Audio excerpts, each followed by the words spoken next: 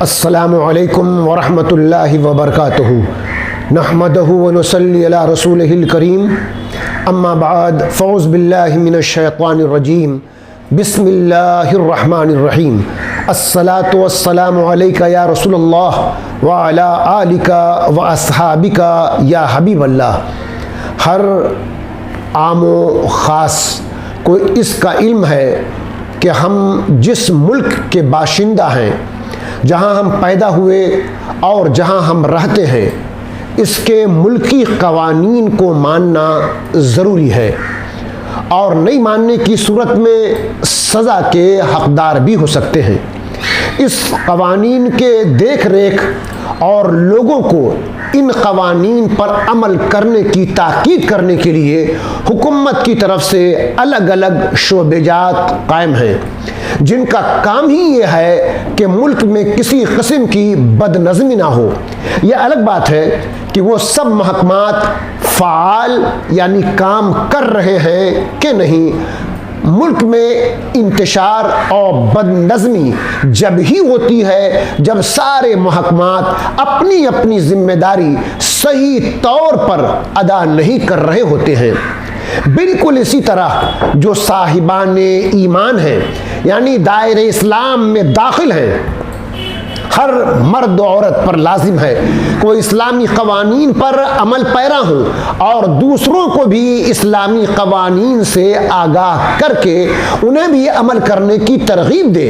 تو سب سے ضروری اور پہلی بات تو یہ ہے کہ سبوں کو اسلامی کی بنیادی بات تو ضرور معلوم ہونا چاہیے، جبکہ اس کی کمی ہے۔ کسی کو ادھورے انداز سے سن سنا کر، کسی کو چلتے پھرتے ادھر ادھر سے کچھ معلوم ہو گیا جو ناقص ہے۔ بس اسی علم کی بنیاد پر لوگ اپنے ایمان و اعمال کی بلڈنگ تعمیر کر لیتے ہیں، جس کے کسی بھی وقت ڈھا جانے کا امکان رہتا ہے۔ لہٰذا اسلامی تعلیمات، اسلامی قوانین، اسلامی رہنمائی کے لیے ہمارے پاس اللہ عز و جل کی طرف سے اللہ عز و جل کی کتاب قرآن مجید موجود ہے، جس میں قیامت تک کوئی تبدیلی کی گنجائش نہیں۔ اللہ رب العزت قرآن مجید کے سورہ نحل کی آیت نمبر 125 میں ارشاد فرماتا ہے: ادعو الی سبیل ربک بالحکمت والموعظۃ الحسنۃ وجادلہم باللتی ہی احسن ان ربک هو اعلم بمن ضل عن سبیلہ وهو اعلم بالمہتدین۔ اپنے رب کی راہ کی طرف بلاؤ پکی تدبیر اور اچھی نصیحت سے، اور ان سے اس طریقے پر بحث کرو جو سب سے بہتر ہو۔ بے شک تمہارا رب خوب جانتا ہے راہ والوں کو۔ ادعو الی سبیل ربک، اپنے رب کے راستے کی طرف بلاؤ۔ اس آیت میں اللہ تعالیٰ نے اپنے حبیب صلی اللہ تعالیٰ علیہ وسلم کو 3 طریقوں سے لوگوں کو اسلام کی طرف بلانے کا حکم فرمایا۔ نمبر 1، حکمت کے ساتھ۔ اس سے وہ مضبوط دلیل مراد ہے جو حق کو واضح اور شبہات کو زائل کر دے۔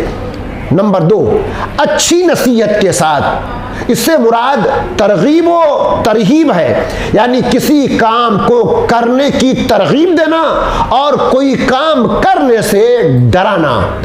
نمبر 3، سب سے اچھے طریقے سے بحث کرنے کے ساتھ۔ اس سے مراد یہ ہے کہ اللہ تعالیٰ کی طرف اس کی آیات اور دلائل سے بلائیں۔ اس سے معلوم ہوا کہ دعوت حق اور دین کی حقانیت کو ظاہر کرنے کے لیے مناظرہ جائز ہے۔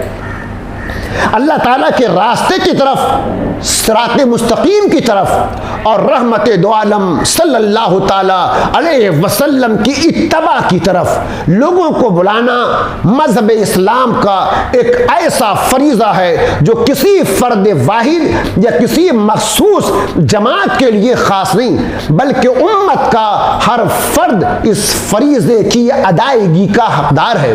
معاشرہ کی اصلاح کرنا واجب کفایہ ہے۔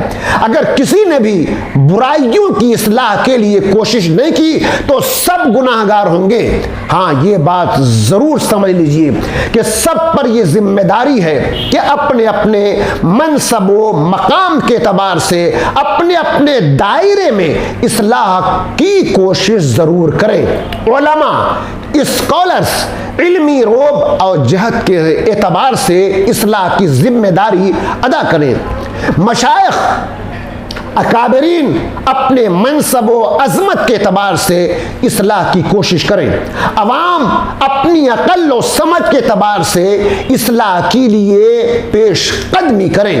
سماج کے بااثر لوگ اپنی شخصیت اور رتبے کے لحاظ سے اصلاح کے لیے جد و جہد کریں۔ گھر کے بڑے لوگ، سرپرست خواتین و حضرات اپنی قوت و توانائی کے اعتبار سے اصلاح کریں۔ اصلاح کے لیے 5 چیزوں کی ضرورت ہے۔ نمبر 1، علم، کیونکہ جسے علم نہ ہو وہ اس کام کو اچھی طرح انجام نہیں دے سکتا ہے۔ نمبر 2، اس سے مقصود رضا الہی اور دین اسلام کی سربلندی ہو۔ نمبر 3، جس کو حکم دیتا ہے اس کے ساتھ شفقت و مہربانی کرے اور نرمی کے ساتھ کہے۔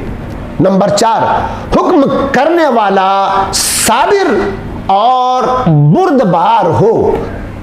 نمبر 5، حکم کرنے والا خود اس بات پر عامل ہو، یعنی عمل کرتا ہو، ورنہ قرآن کے اس حکم کے مصداق بن جائے گا۔ کیوں کہتے ہو وہ جس کو تم خود نہیں کرتے؟ اللہ عز و جل کے نزدیک ناخوشی کی بات ہے یہ کہ ایسی بات کہو جس کو خود نہ کرو۔ اور یہ بھی قرآن مجید نے فرمایا کہ کیا لوگوں کو تم اچھی بات کا حکم کرتے ہو اور خود اپنے کو بھولے وہ ہو؟ تو آئیے ہم اپنے بہتر اور پاکیزہ معاشرہ کی تشکیل اپنے اس انداز میں، جس انداز میں قرآن مجید نے فرمایا ہے، کریں۔ اللہ تبارک و تعالی ہمارے معاشرے کو بہتر سے بہتر بنا دے۔ وآخر دعوانا الحمدللہ رب العالمین۔